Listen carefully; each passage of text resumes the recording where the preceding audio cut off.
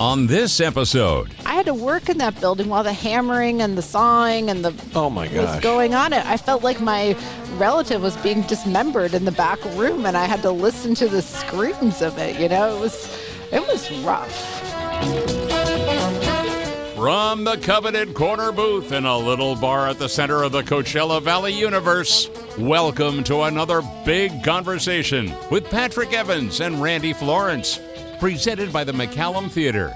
Visit McCallumTheater.org or reach the box office at 760-340-2787. Gentlemen. Thank you very much, Howard. We are here in the coveted corner booth, and we've had to tell several people it's reserved. This is Big Conversations, Little Bar, presented by the McCallum Theater. And I remind you, by the way, that all of the current season is on sale now, and a lot of things are selling out very quickly. So you want to go to McCallumTheater.com and get those tickets immediately, if not sooner. And if you end up with an extra Burton Cumming ticket, I'm available that evening. Was that announced? Just got announced today. You have insider information. The former lead singer of the Guess Who. There you go. I'm Patrick Evans. That's Randy Florence. This is Big Conversations Little Bar, taped live in front of a drunken crowd at Skip Page's Little Bar. Well, it's not a crowd, but it will be. John McMillan, our producer. Nice to have you here, sir. How are you, Randy? I'm doing fantastic. It's great to have you here. It's hot. It is. Well, yes, that's the desert in the summer. It's going to be that way until about October, so get used to it. What date in October? October 19th. Yeah, it'll be fine by then. I'm leaving town on the 12th. That's not going to work for me. Once again, our thanks to the McCallum Theater for being such gracious presenters of this program. We're delighted to partner with them. And, again, get those tickets. There are a lot of great, if you love Broadway, they've got that.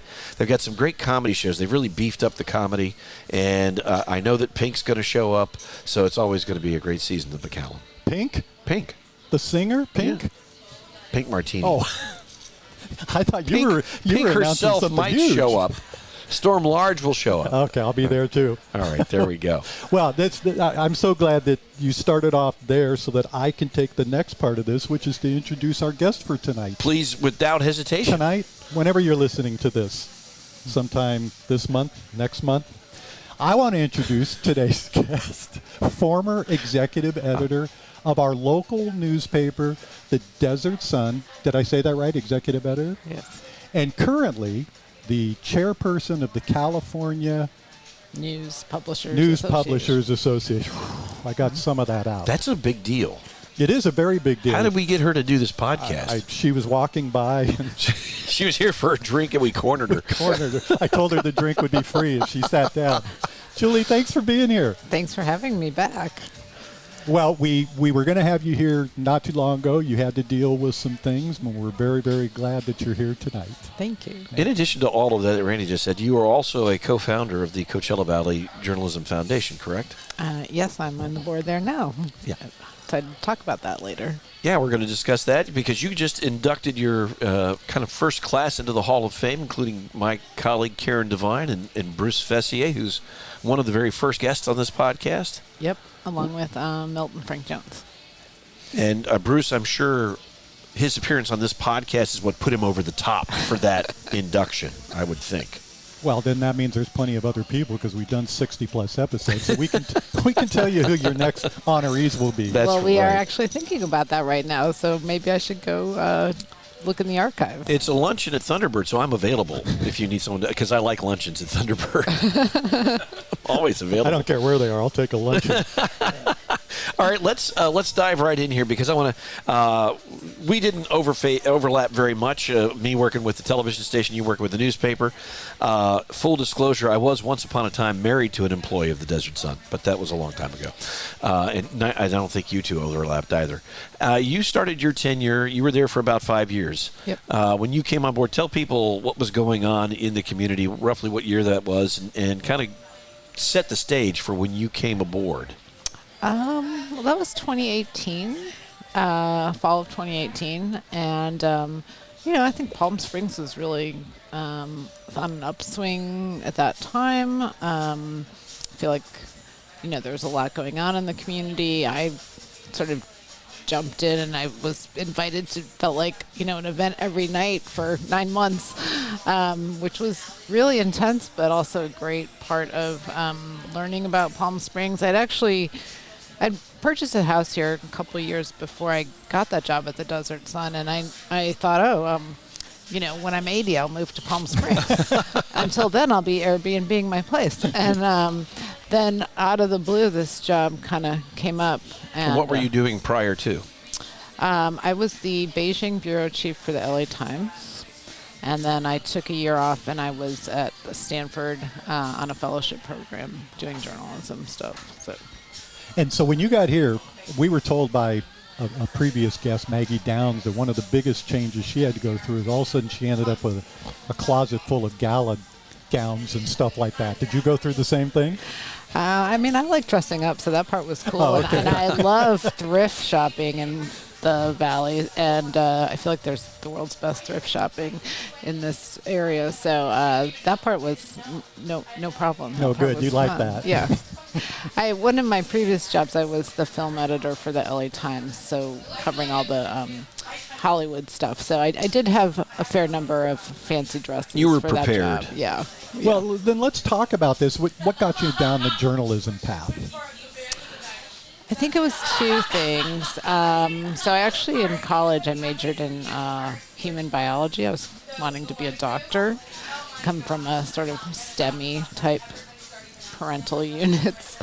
But by this, my senior year, I was having extreme difficulty in my biology classes, like fainting and stuff. Wow. You were uncomfortable with all of it? Describing medical procedures. And my mother kept telling me, like, the more you hear it and see it, like, you'll kind of habituate to it, right? It was the opposite. It just got worse.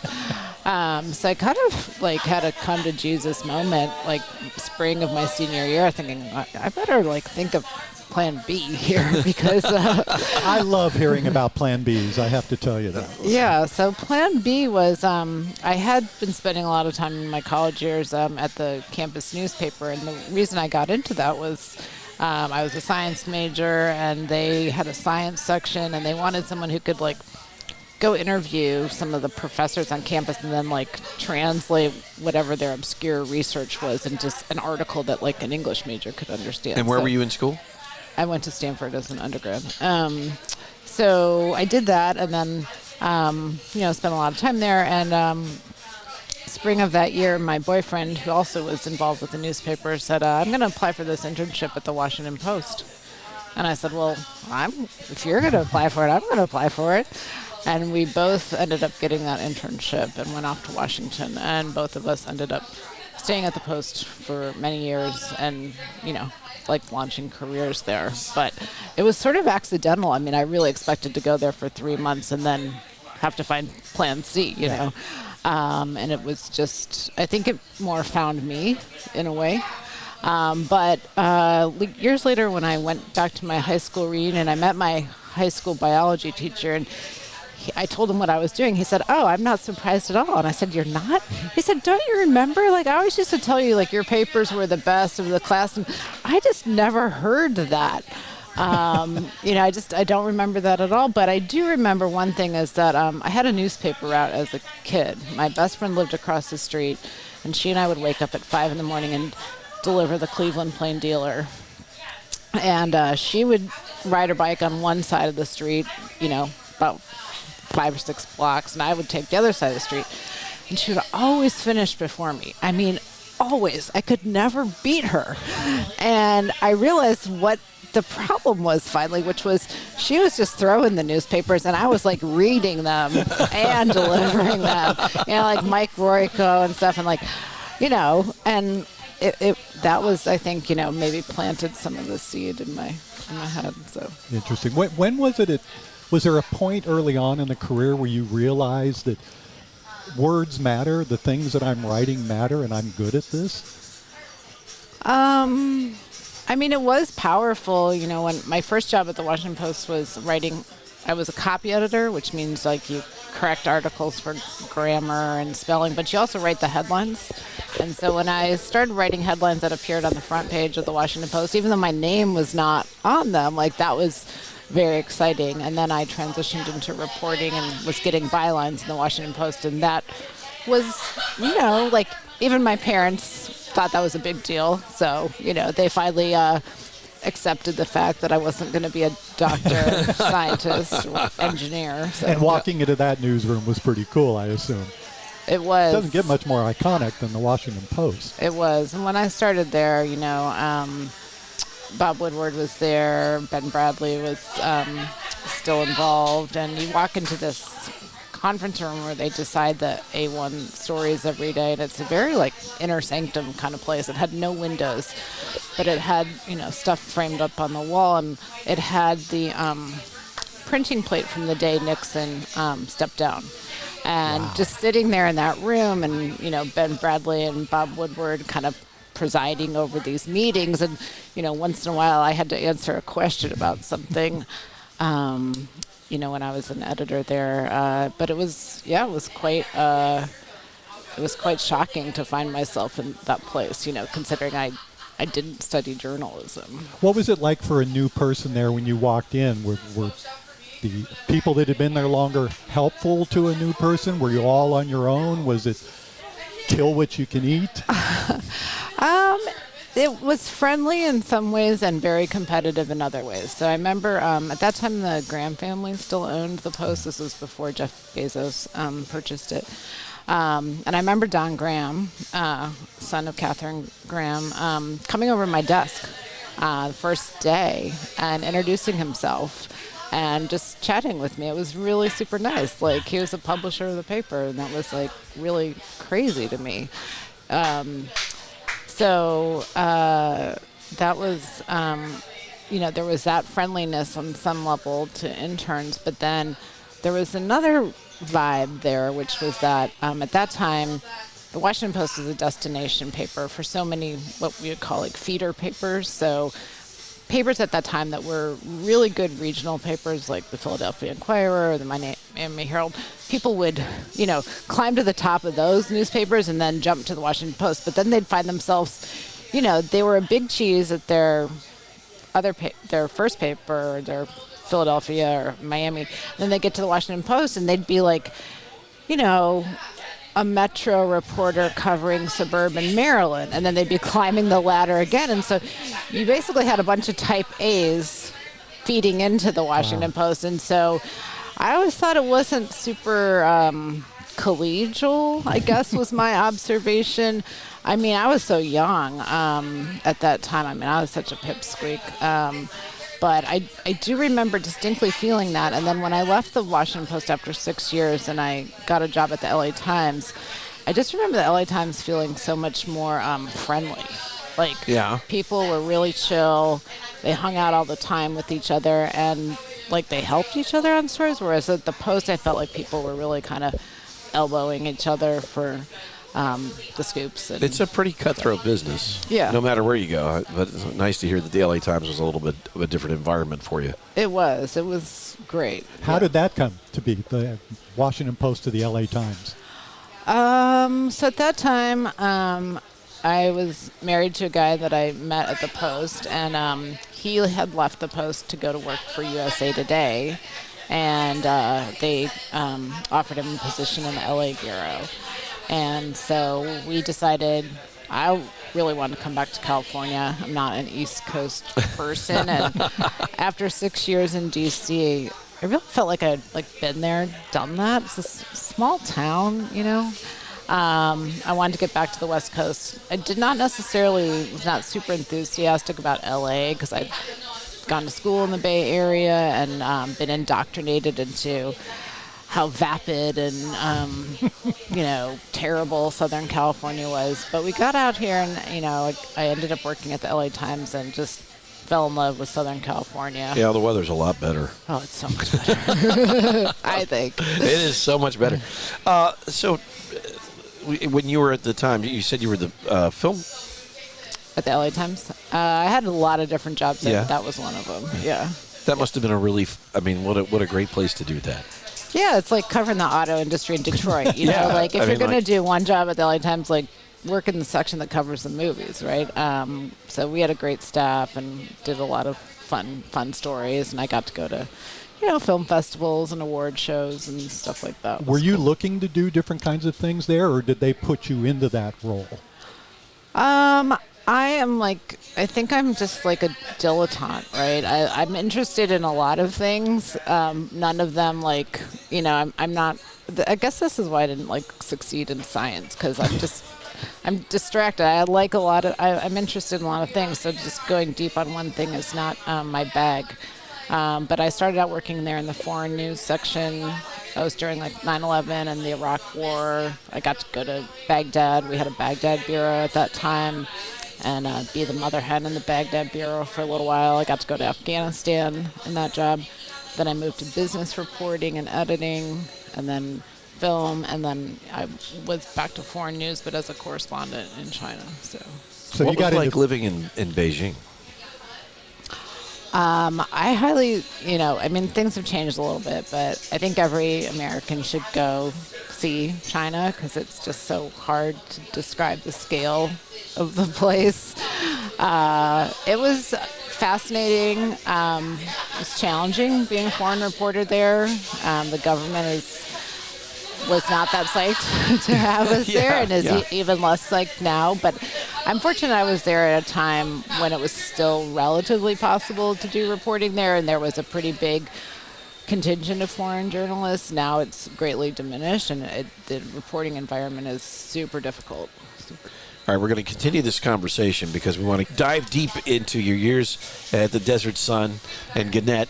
Oh boy. But we're going to take a quick break because we want to hear from our presenting sponsor, the McCallum Theater, whose support we greatly appreciate here on Big Conversations Little Bar.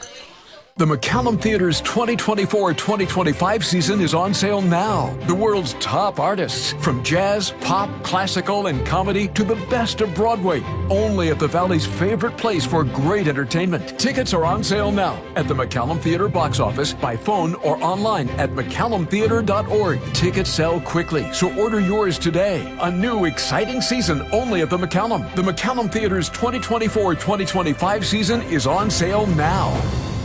Once again, our thanks to the McCallum Theater and all the team over there, Gary and Wayne and the whole team. They do a great job. Get your tickets. We're here with Julie Makinen, and you were the executive editor at the Desert Sun, which we refer to as the local paper that's published in Phoenix. So that didn't happen. Did that happen on your watch? It happened while I was working there, but let's just be You're clear. not claiming Let's that, right? just be clear, that was not my idea.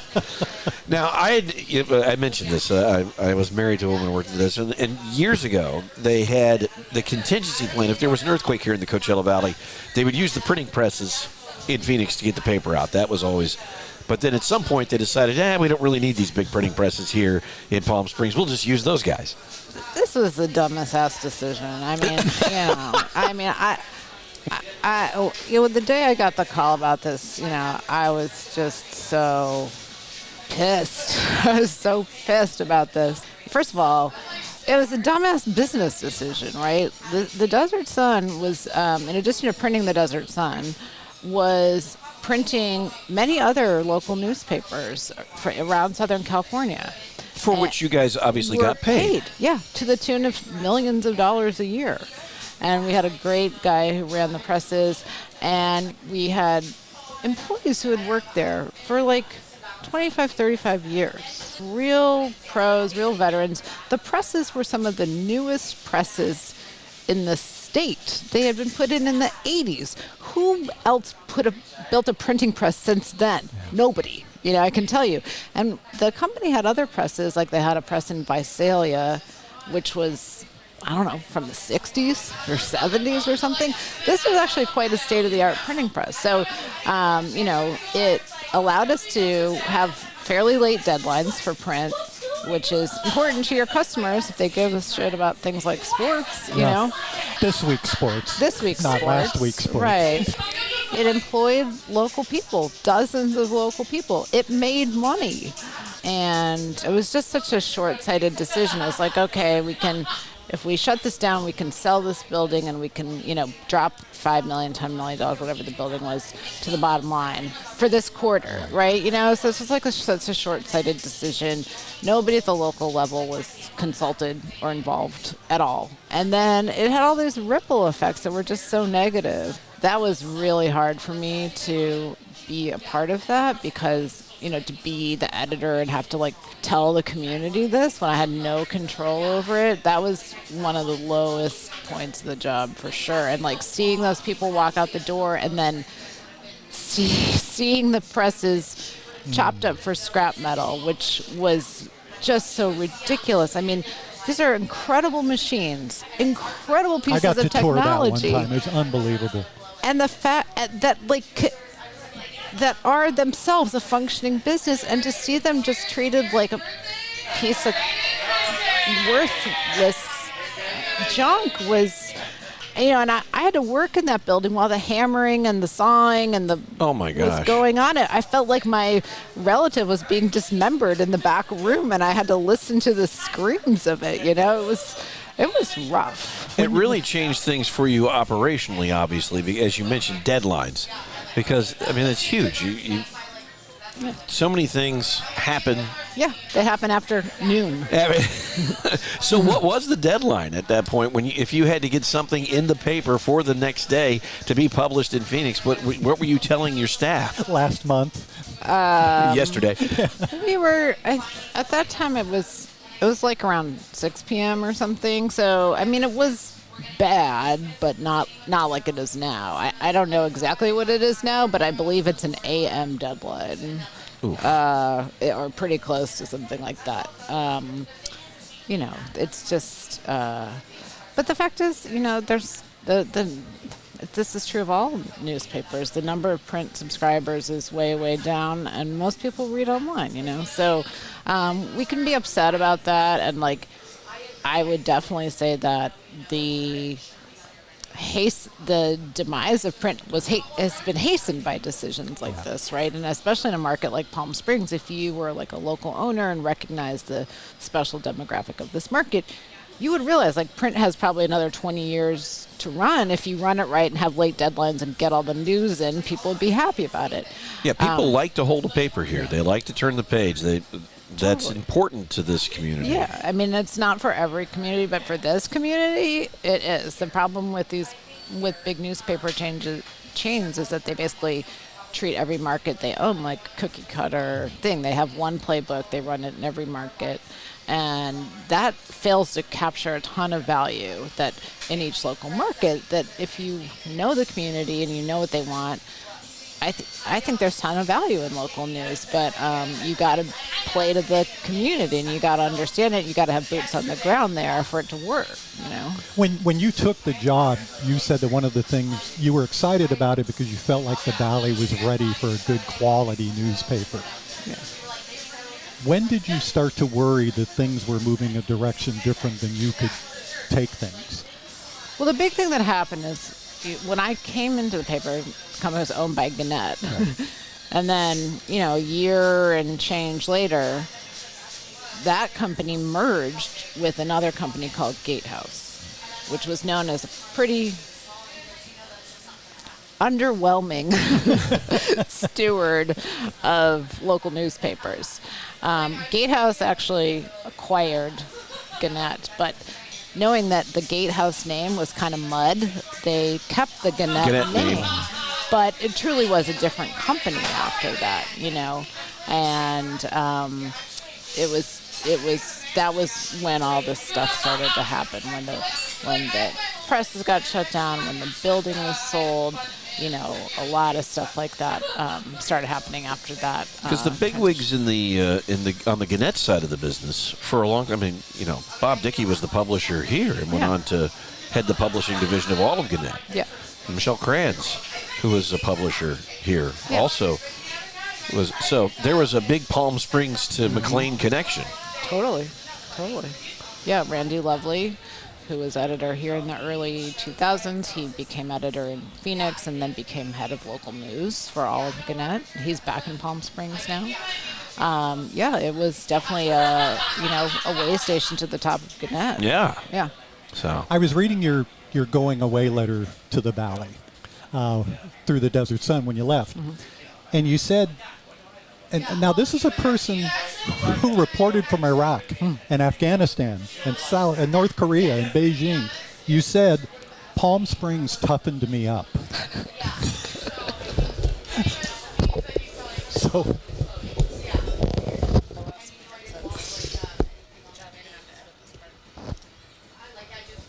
Okay, I'm back. So how did Palm Springs toughen you up more than Iraq and Afghanistan?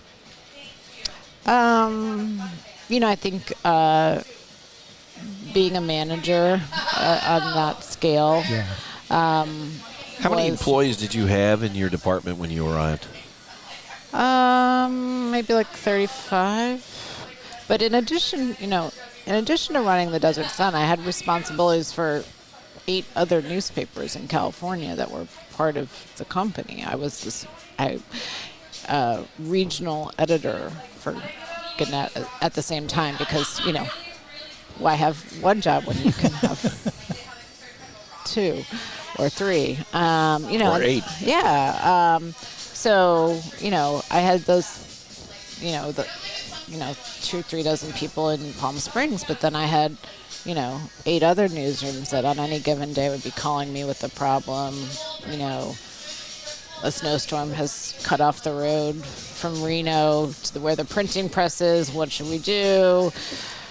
Oh, the urinal at the Victorville paper malfunction. Can you please call a plumber? Trying to recruit someone. Can you help me sell them on the job in Ventura? There was a lot of stuff going on. But mostly, leading a team of that size and dealing with the transition with the company. We went through a unionization of the newsroom. That was tough as a manager because I was really caught in the middle between corporate and my newsroom employees who I've obviously felt very loyal to. And so that was a tough position to be put in. And then just, so much went on during that time. It was a pandemic and there was a lot of, stuff in the community that was happening as well. Yeah. But it was so fun. And I love this community. That's why I'm back here now. And look forward to being involved in other ways. So it took you back to San Francisco Yeah. after the Sun, the San Francisco Standard. Yep. Can you tell us a little bit about that, how that came together and your time there, your 1 year there? Yeah. So the Standard is really an unusual operation. It is kind of the opposite of the Desert Sun in that it's locally owned, funded by a billionaire, really, has kind of unlimited resources in a way. Were you recruited for that job? Yeah. By the billionaire? By people the billionaire hired. Okay. People who know the billionaire. Yeah. And, I'm interested in startups. I'd thought about doing a startup myself before coming to the Desert Sun. And, I'm interested in the future of local news. I thought it would be interesting to, just run an all-digital publication and not worry about The press. the press in Phoenix and the delivery and whatever. And I thought, San Francisco's at a really interesting inflection point in its history. A lot of problems, a lot of bad press around, the homelessness issue and stuff like that. So I thought, that those were all reasons to try it. And then also, my parents live in the Bay Area, and my boyfriend's dad is also in the Bay Area, and we thought, they're getting older, it'd be a great time to be closer to them. So for all those reasons, it just felt like it was a good opportunity to take on. But we kind of realized after about a year that, 2 things. Both of us, since, our parents were both having more and more difficulty. My mom has dementia. My boyfriend's dad had a really long, difficult run with diabetes. So we decided, we want to take some time, step back, and devote some time to our families. But we really also wanted to kind of figure a way to get back to the desert. So, that's what we have done. So. And it didn't take you any time to get back involved with everything once you got here. No, I'm so busy. I don't know how I ever had a job. Well, let's get into the Journalism Hall of Fame. Can you tell us about how that came together, and where are we with it right now? So the Coachella Valley Journalism Foundation was sort of, something that got born out of crisis at the Desert Sun with the opinion editor taking a buyout and me not having any money to replace him. Right. And so the foundation stepped in. You guys formed this as a means to fund a position. Yep. And because the corporate funds weren't there. Right. And it was really a very unique take on how to create community content. I don't know that anybody else was doing this at the time. And I remember I had you guys on Eye on the Desert to talk about fundraising efforts. Yeah. And that it wasn't just, it started with that position, but the idea was that you would fund other journalism positions potentially. Yeah.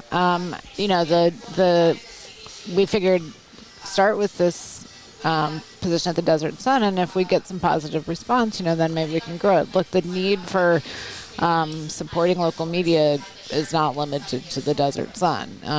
You know that, Patrick. Our local TV stations they're strapped.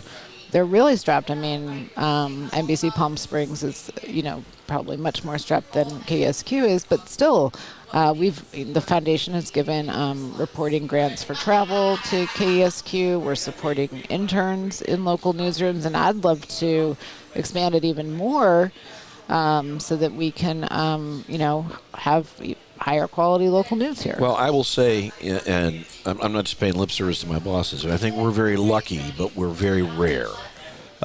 News Press and Gazette funds its newsrooms pretty well. But yeah, when it comes to things like grants for outside stories, grants for travel, those sorts of things are really important because they're not necessarily in our budget, and they're certainly not in smaller operations budgets. Right. And we've done some great work with those grants, and did some great storytelling about the water crisis here in California, Troubled Waters, which has won Emmys and other awards. But it was the grant process that allowed us to tell those stories in fuller detail. Yeah.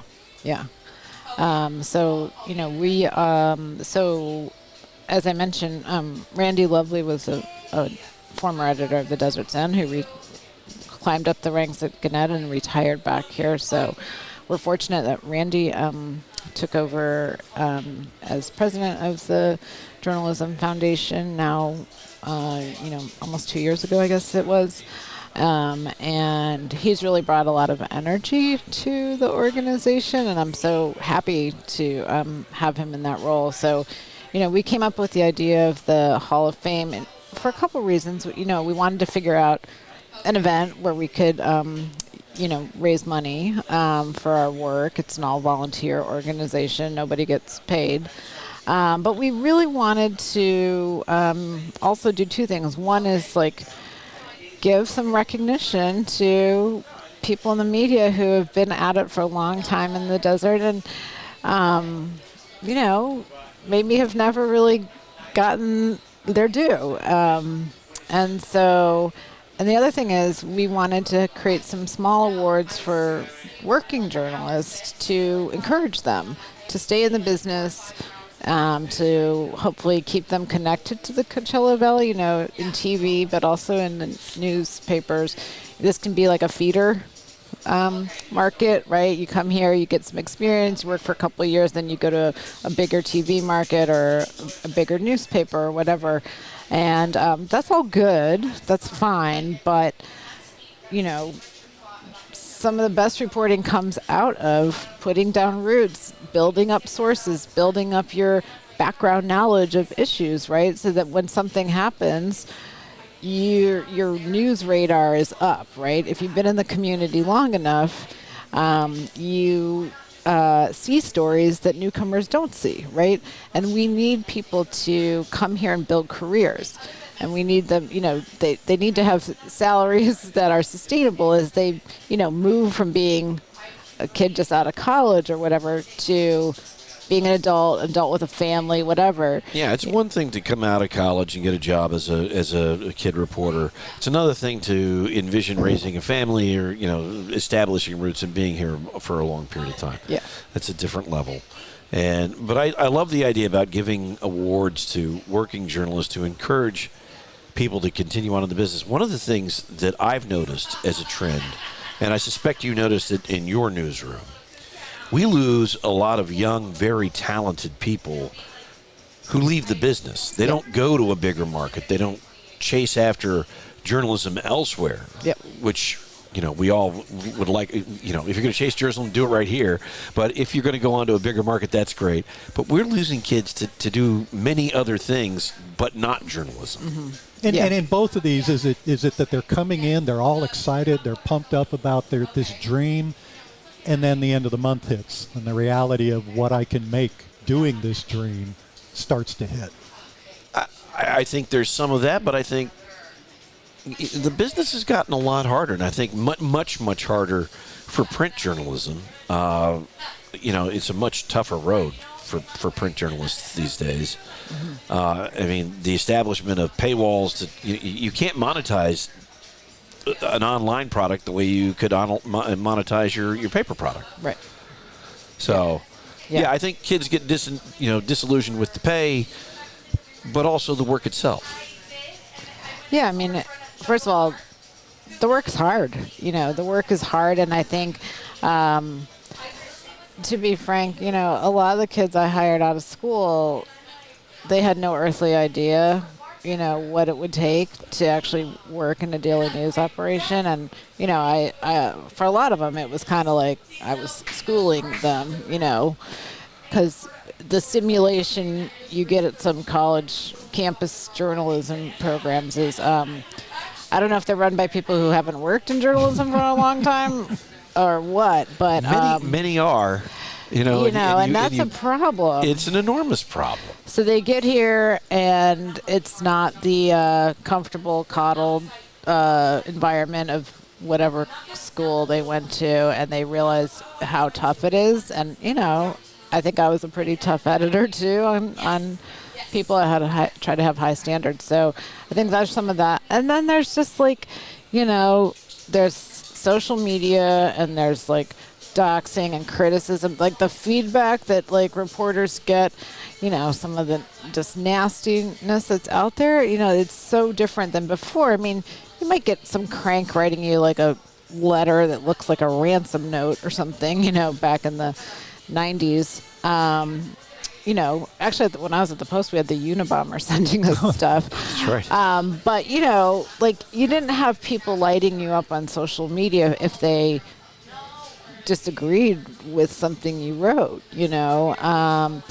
and that's really tough to deal with that if it gets really intense. And people say, you're not paying me enough to put up with this crap. Well, one of the things, and I don't know how, tell me how true this is. A lot of young reporters go into because they are looking for a platform, but now there's so many other platforms out there. There used to be kids jonesing to get out of school and be on television, but now they're just happy to be on Instagram. TikTok. Yeah. And that is sort of amazing to me. Yeah. Oh. Yeah, it's true. It's really true. But then there's the opposite thing, right? You get some misguided young people who want to bring their sort of activism type stuff into media, and we don't want or need that either. Right. If you want to go be an activist, go do that. Go work for a nonprofit or volunteer for or go into politics, work for the politician who you think aligns with your values, but also have trouble. Sometimes you get people who want to come into newsrooms and bring an agenda, and like we got to weed those people out too. Yeah, because that's hard on journalism because people see the agenda, and then they decide. We get the fake news term. Yep. Oh, you're fake news. Well, what's the future for a journalist, particularly around AI? I mean, could Gannett get to a point where they just say, AI, put out tomorrow's paper? Well, AI needs facts to start with. Well, okay. Whatever facts we are telling it.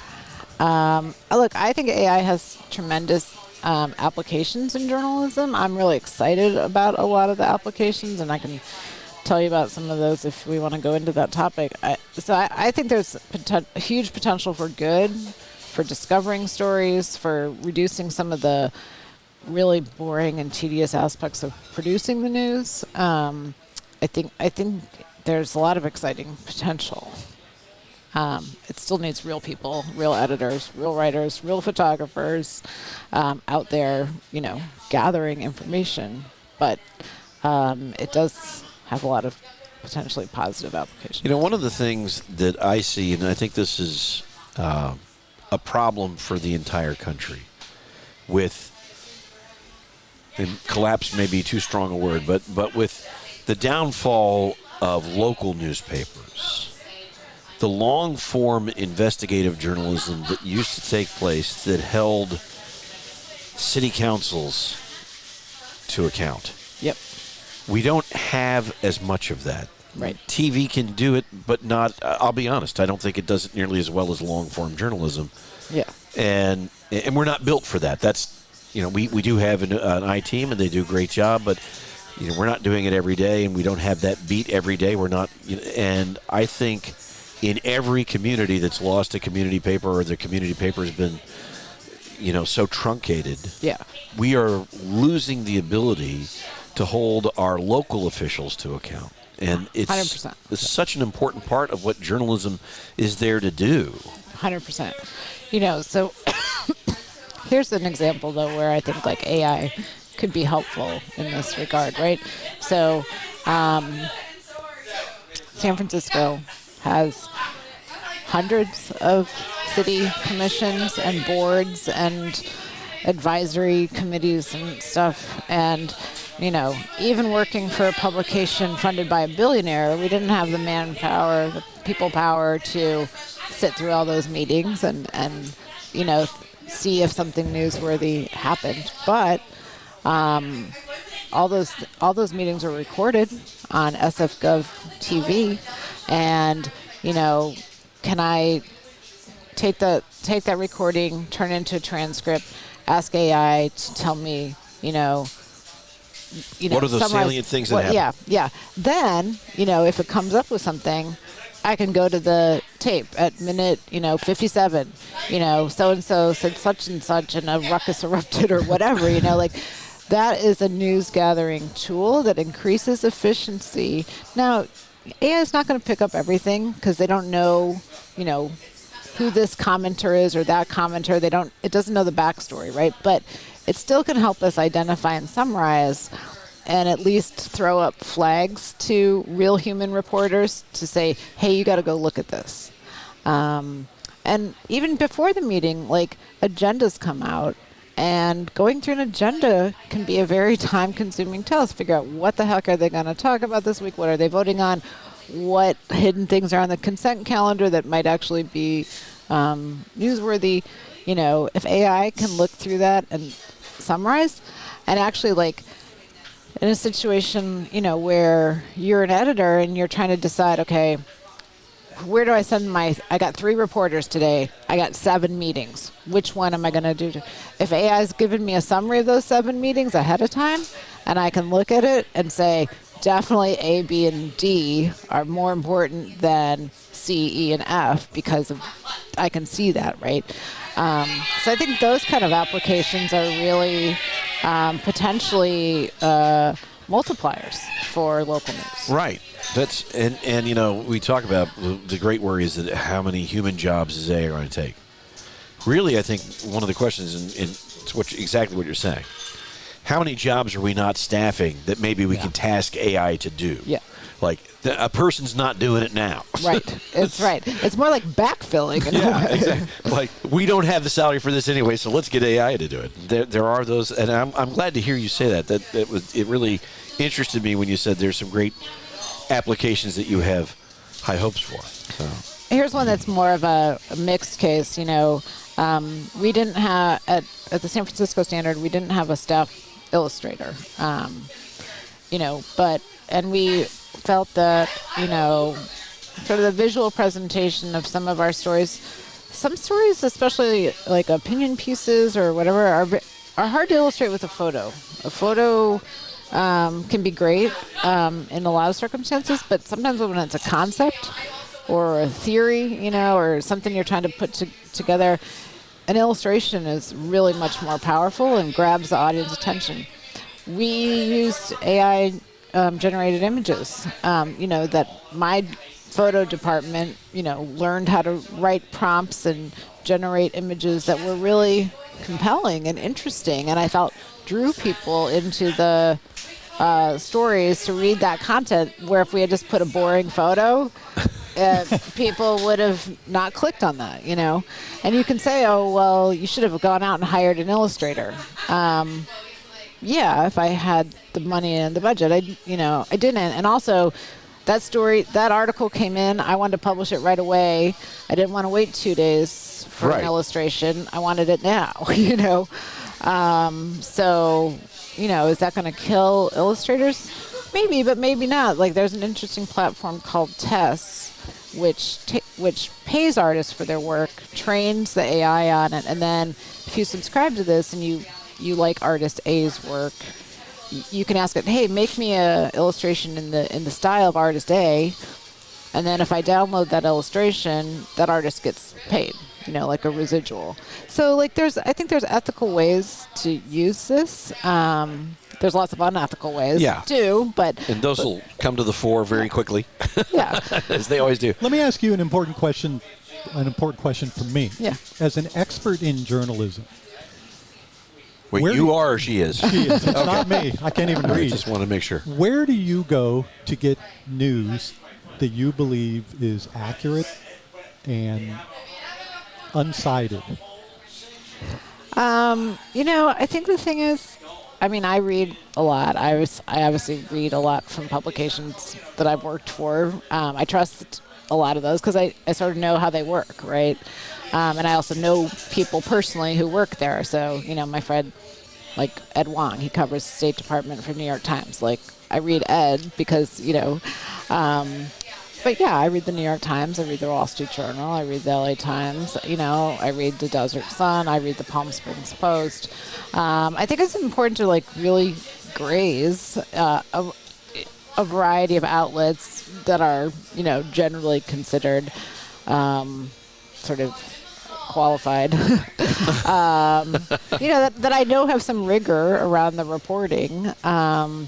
But then, you also have to try new outlets are cropping up all the time, and you have to investigate what they're about. And some of them are totally disreputable, but others of them are not. It's tough in this landscape because new things crop up, and you got to kind of try to educate yourself.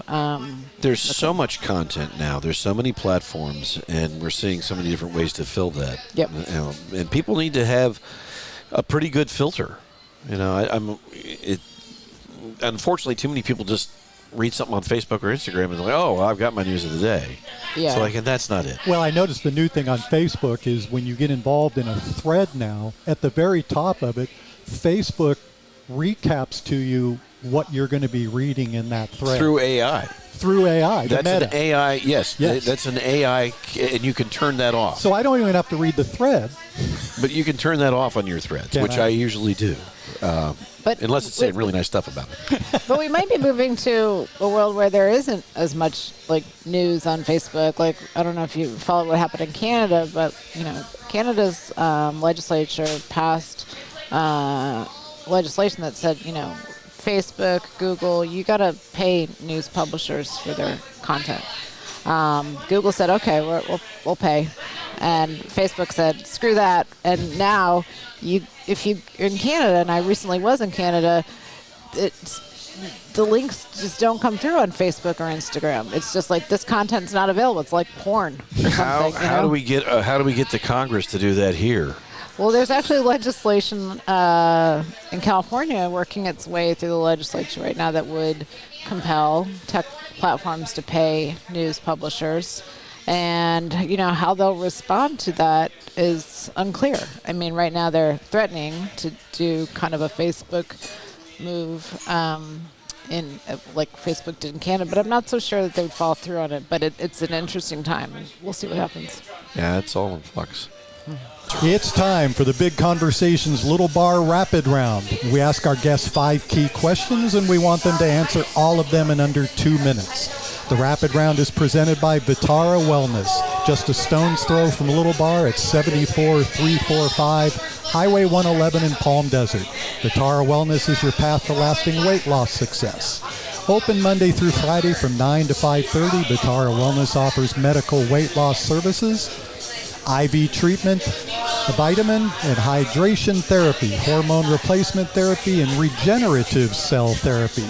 Transform your health, transform your life. Visit them online at Vitara. That's VITARA wellness.com. Live life well. Question number 1, it's the only one I really want to know. What's your favorite curse word? Oh, it's the F word. I don't know what that is. You have to say it. Fuck. Oh, There we go. that's the F word she was talking about. I wish she hadn't said that on the air. John can edit that out. We're not regulated by the FCC. Tell us one thing that the Valley doesn't know about you that you wish they did. Oh, boy. Well, there's lots of things that they don't know about me, but I'm not sure they wish. That's why I said that you wished you did. Who's your favorite poet? My favorite poet is my aunt, Judith Minty. She is now passed away, but she was a poet in Michigan and wrote a lot about Michigan, and particularly the Upper Peninsula of Michigan, which is where my family immigrated from Finland around 1905. My grandfather came over here. All the Finns go to the Upper Peninsula of Michigan because it's the coldest freaking place in the continental United States. It's like Finland. But it's a really beautiful place, and, so she, really wrote a lot about nature and Michigan, and maybe I got some of my interest in writing from her. She was published. Oh, very much so. Oh, that's cool. Yeah. Very cool. You got one? One song that impacted you, and every time you hear it, it still does. Wow, my mind one goes a lot song that you don't want the Valley to know that you like. The song that comes to mind is Sexual Healing by Martin Gaye. Yeah. And I remember... So for the next 20 minutes, tell us the story behind that. Well, I remember listening to that song as a kid and trying to understand what it was about, kind of figuring it out over time. And then when I was, an adolescent, I remember driving in the car with my mom, and the DJ came on the radio and talked about how Marvin Gaye had been killed. Yeah. And then he played that song, and it really hit me. I don't know. It was profound because I thought, okay, I learned something from this singer. I was a little white kid in Ohio. I really connected with that song, and it, really sparked off a love of R&B music for me. So maybe that's the song. Is that your favorite music? R&B? Yeah. We got through it. No, those were only 4. Oh, well, those so were the my 5th 4. question is hackneyed and cliche, but living or dead, the person that you would most like to sit down and have dinner with, and what would you order? Oh, boy. That was so much better than my toilet paper question. It was. I agree. Can we do the toilet paper question? Because I think that would be easy. I'm an under, and I know you guys disagree. That's a disagreement. On next week's episode. But I will actually tell you, in my current house, the toilet paper thing sits like 90 degrees different, so it's just sideways. You have a vertical toilet paper dispenser? I have a vertical toilet paper dispenser. Yeah. Left or right? That is, now it's getting into politics. We can't go. I still want to know my answer. Living or dead? Living or dead, someone that I would want to have dinner with? Yes. And what would you order? What would I order? Man, there's so many people. Gosh. I know. It's hard to pick. Yeah. Anybody at this table? No, none of you. No. That answer she came up with really quick. That was a lightning round. Right there. I think one person that comes to mind just from my time in China is Mao Zedong, and, was an incredibly pivotal figure in Chinese history and actually, global politics. Yeah, I would love to sit down with Mao. That would be amazing. You'd probably order Chinese food at that point. Definitely. I feel like dumplings, Panda Express. General Tso's. I know. Mao love pizza, don't you know? Mao love pizza. Mao love pizza. Can I get the Mongolian beef? All right, that's this week's Rapid Round presented by Vitara Wellness in Palm Desert. VitaraWellness.com, and you can call them at 760-208-4011. We keep the toilet paper question. That's a great question. Julie, thank you so much. Thank you. This is really fun. It's really fun to have. Sometimes I get a little disenchanted with journalists interviewing journalists. Yeah. But it's really fun to sit down with you because you have such a great history here in the Coachella Valley. And I really love what you're doing with the Journalism Foundation. Great. Well, can I plug our 2025 event? I have some breaking news about this just in. You heard it here first on Big Conversations Little Bar. So we talked about the lack of local investigative reporting in many local news markets, right? And one thing that is happening right now is the former editor of the New York Times, Dean Baquet, he stepped down as editor a year or two ago, but he's not out of the business. He actually created a local investigative reporting fellowship. And the way it works is they go around to local communities and find the best, most promising investigative reporters. And those reporters go work with Dean for a year. They're paid by the New York Times, but they stay in their local communities. And so I'm really excited that one of my reporters from the Desert Sun, Chris Damian, is now in Dean's new cohort of investigative reporters and working with Dean this year on investigations. And Dean will be a featured speaker at the 2025 Media Hall of Fame event. It's going to be in January, and I'm really excited about it. Fantastic. Yep. Yeah. Terrific. Where can people go to find out more information? So we will have information up soon at cvjf.org. But I can tell you it's going to be in mid-January right here in Palm Desert. cvjf.org. Yes. All right. Thank you so much for your time. Thank you for having me. Randy, always a pleasure to spend time with you. It is always a pleasure to spend time with me. you. We need work on those 5 questions, I feel like. Well, 3.5 of them were, they were decent. John, thank you very much. Our thanks once again to the McCallum Theater, our presenting sponsor here at Big Conversations Little Bar, although... Maybe not. If they heard the 5 questions. They probably didn't listen to the end. It's going to be fine. And, of course, to Skip Page, who hosts us and provides us with cocktails and food, which is a great, great benefit to it's why I come in here. It'll be my last meal. Thanks for joining us. We will be back with another episode next week right here on Big Conversations Little Bar. Don't forget to subscribe. Thanks for joining us on this episode of Big Conversations Little Bar. Recorded on location at Skip Page's Little Bar in Palm Desert, California, the center of the Coachella Valley universe. And presented by the McCallum Theater. Online at McCallumTheater.org. This program is a production of the Mutual Broadcasting System. All episodes are available from BigConversationsLittleBar.com and most major podcast portals, including Apple Podcasts, Amazon Music, and Spotify.